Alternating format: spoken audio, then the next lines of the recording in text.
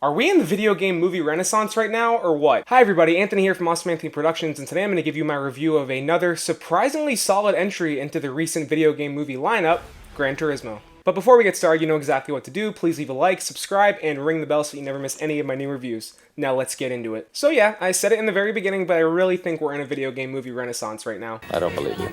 I really like the new Tomb Raider, and I enjoyed Uncharted for what it was, regardless of the hate those movies get. I thought Detective Pikachu was pretty solid, even if it gets a little silly and messy by the end. Hey yo, what the Sonic the Hedgehog was great, and the sequel was even better. The grind is the weakest spot. Stop! I'm saying grind! Mortal Kombat was dumb and gory fun, and if you see my review, you know that I'm happy with the Super Mario Bros. Movie.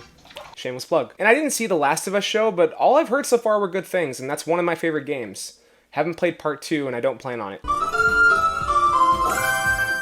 So with all of these strong video game movies coming out over the last few years, it really has given me hope for the future of video game movies. But when I heard we were getting a Gran Turismo movie, I was the opposite of excited.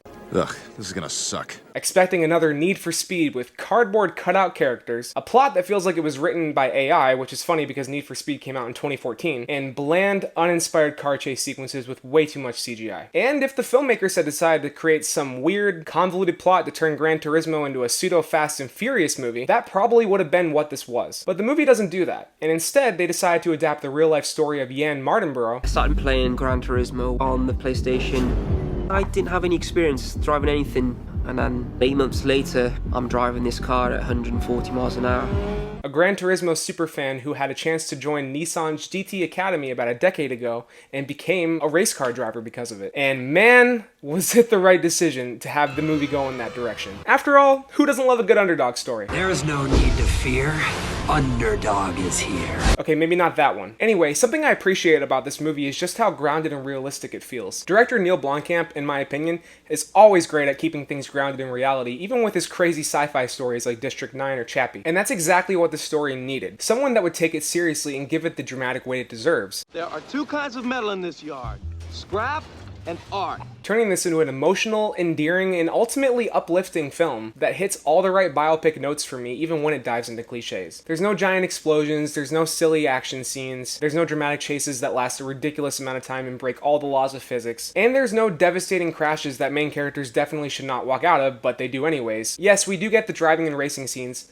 Duh, it's a Gran Turismo movie, but they are so incredibly well shot and edited together that they leave you on the edge of your seat every time, and they never go beyond the realm of believability. Pretty cool. And whenever the movie isn't focusing on the racing, it's giving us some truly good moments of drama, humor, and inspiration with its well-rounded three-dimensional characters, along with a script that fits a fair amount of ups and downs into the story, while still hitting familiar biopic beats to where while this did feel comfortable, it never really felt predictable. The cast is all pitch perfect for their roles here too. That was good acting. Archie Madekwe apparently survived that blood eagle ritual in Midsummer, escaped Sweden to give us a role that runs the gamut in terms of the emotional range that he's able to show here. As Jan, Madekwe is all at once insecure, overly confident, nervous, excited, and very endearing. And the way that the script and his performance explore each and every one of those things in narratively satisfying ways makes this one of the better character performances I've seen all year. Crazy, right? And whenever he's behind the wheel, whether in some surprisingly exciting scenes where he's just playing Gran Turismo the video game that are enhanced by CGI, or when the character's behind the wheel with the real Jan Mardenborough doing the stunt driving. I think it's maybe the first film ever where there's a film being made about someone's life and they are stunt driving in the film. It always took me to the edge of my seat, while bringing to mind the amazing racing scenes from 2019's Ford vs. Ferrari, with the quick cuts, the way they're shot, the insert shots of different parts of the car firing off when he's driving. It's all exciting, stays grounded, and really gets your blood pumping. Though I won't lie, the occasional use of CGI throughout the race scenes was pretty noticeable, but those are few and far in between. But yeah, Madekwe not only sells the emotion of this role and the chemistry he has with the rest of the cast, but he really sells the physical toll of driving 250 miles per hour. And believe it or not, he's not even the best performance here. Are you serious? Deadly serious! And I will get to that best performance, but before I do that, I want to mention Orlando Bloom. He plays the marketing man who put together the GT Racing Academy in the first place, Danny Moore. I'm so used to seeing Orlando Bloom play stoic, heroic characters like Will Turner I am us!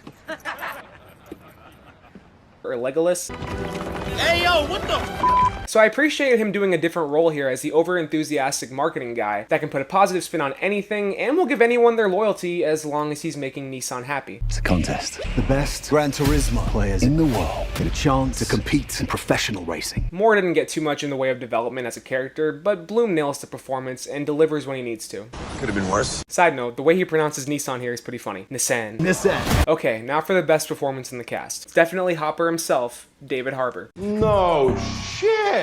Playing former racer Jack Salter that becomes Yan's mentor. He brings that no-nonsense, tough and gruff with a heart of gold personality that we've seen from Stranger Things, and to a lesser extent even in 2019's Hellboy, even if the movie tried to undermine that. Are you serious? Here he expands that kind of role with a lot of heart and emotional weight, and his character journey here is just as strong as Yan's, if not more so. Harbour also has great chemistry with every member of the cast. Having a strict yet endearing and touching mentor-mentee relationship with Yan, a bit of a bickering old married couple dynamic with Orlando Bloom, and a hilarious pseudo-drill instructor facade that he puts on when he's in charge of the GT Academy.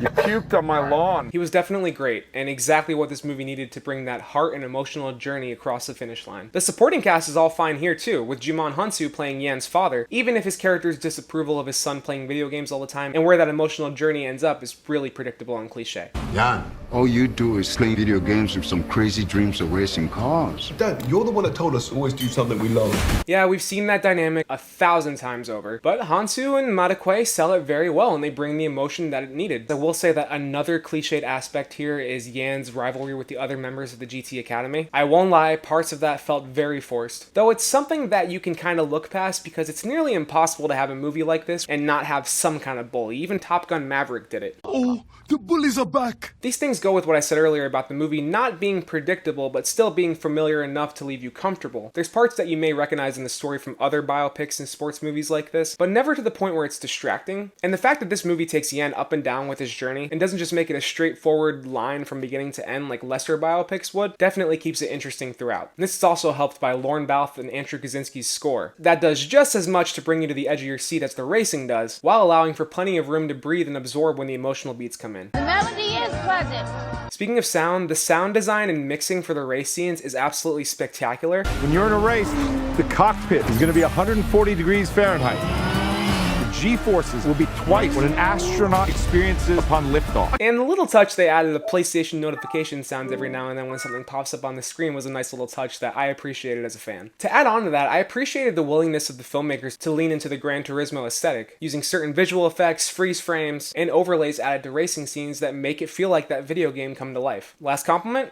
Great pacing. The movie was 2 hours and 15 minutes and I barely felt any of it. That was fast. I cannot believe I'm going to say this, especially because I was not excited for this movie until I saw the trailer, but Gran Turismo is one of the best movies I've seen this year so far. Holy shit. Even though there's a few cliched moments and moments of very noticeable CGI during racing scenes, Gran Turismo tells a tried and true underdog story with plenty of ups and downs to keep it from getting too predictable, a killer cast with a standout performance from David Harbour, an incredibly strong emotional core that is nearly impossible to not get invested in, and some of the best racing I've seen in a movie since Ford vs. Ferrari. And that's my review of Gran Turismo. If you like this review, you know exactly what to do. Please leave a like, subscribe, and ring the bell so that you never miss any of my new reviews. While you're at it, you can find the links to my socials in the description below. Leave a comment with your thoughts, let me know if you saw the movie, and lastly, if you want more content, you can click or tap right here. It'll take you to my review of Blue Beetle, or just over to my channel where you can check out my reviews, my shorts, and my old shit. Thank you so much for watching, everybody, and I will see you next week for my review of The Equalizer 3?